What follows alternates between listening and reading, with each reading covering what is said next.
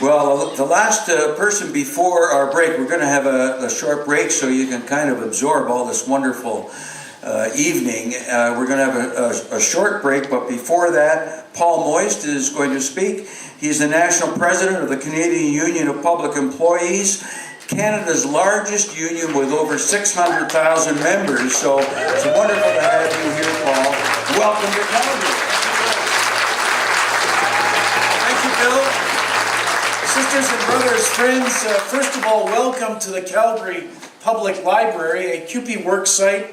The CUPE members that work here believe profoundly in this public space and in what libraries mean. They earn a living wage, they have benefits at work, they have a pension plan, and part of common causes for CUPE is that each and every Canadian that needs and wants to work should have the right to meaningful work, to fair wages, to benefits, and a pension so all Canadians can retire.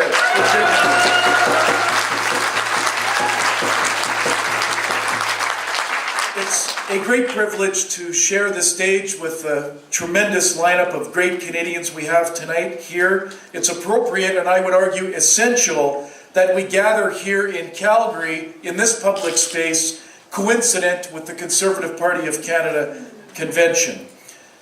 That such a broad cross-section of our community are present here under the Common Causes banner sends a very important message. First, we all care for our country and all of its citizens. And second, we won't be divided. We pledge to work together to build a better Canada and a better world.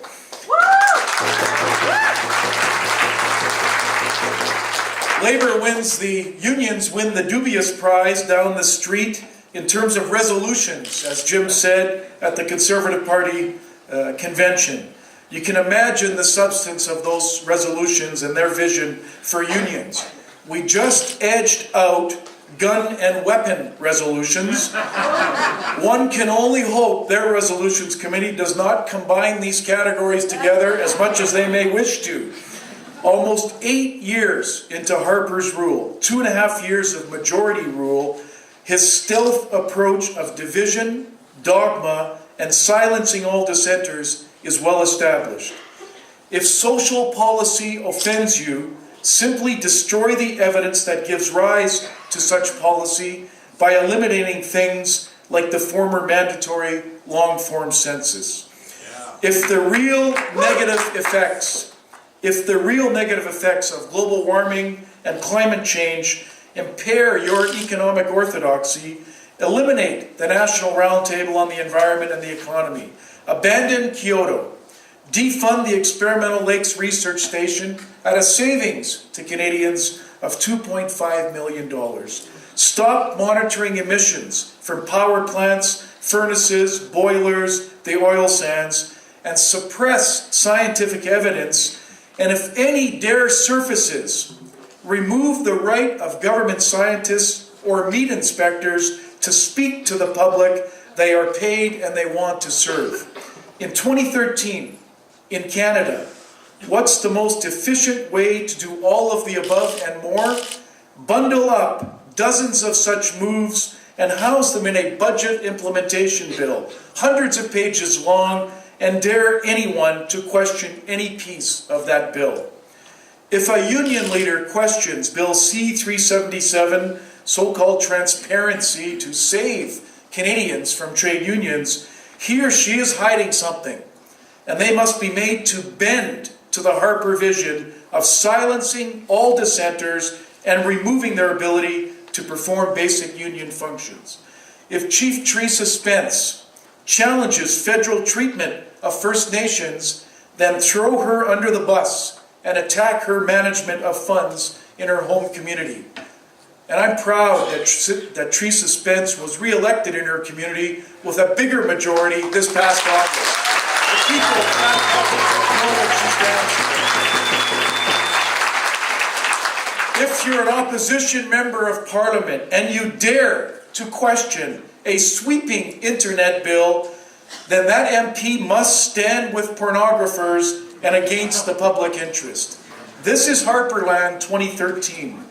This weekend, Mr. Harper will feed more raw meat to his core supporters to shore them up. He will then turn his attention back to his political opponents, and he will devise his plan to scare 7 or 8 additional percentage points of the electorate to get to that magic figure of 39% of those who vote to secure a second majority. That is the only game plan that Mr. Harper is promulgating this weekend. So what must we do? First, in my view, we cannot nuance our way to victory as Canadians who care. The Harper agenda must be challenged openly, such as we're doing tonight, and as many of us will do in the streets of Calgary tomorrow, and each and every one of us in the communities we live in, we must challenge that agenda openly and loudly for the values we believe in. Second, we must anticipate what's coming. Income splitting, a plan to reduce income taxes, especially for upper income Canadian families, will be an enticing poison pill at the centerpiece of election 2015. We need to respond to that with an honest conversation of what Bill just said. Taxes represent humanity and civility in Canada. We cannot shrink or cut our way to greatness. 3, we don't have the luxury of isolation. We must act together.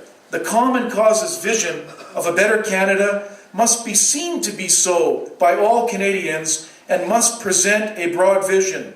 And we must present this to all of our respective communities. As Maud Barlow said, if it's your issue, it's my issue inside of CUPE. 4, we cannot get sucked in to Senate reform as in any sense a defining issue for Canadians. It isn't. And meaningful Senate reform, which requires provincial consent, won't happen. The question around the Senate is, who put Brazeau, Duffy, and Wallen into the Senate? And why were they put there? It seems to me they did exactly what they were recruited for, especially Duffy and Wallen. They were political operatives hired by Canada's principal political operative, Stephen Harper.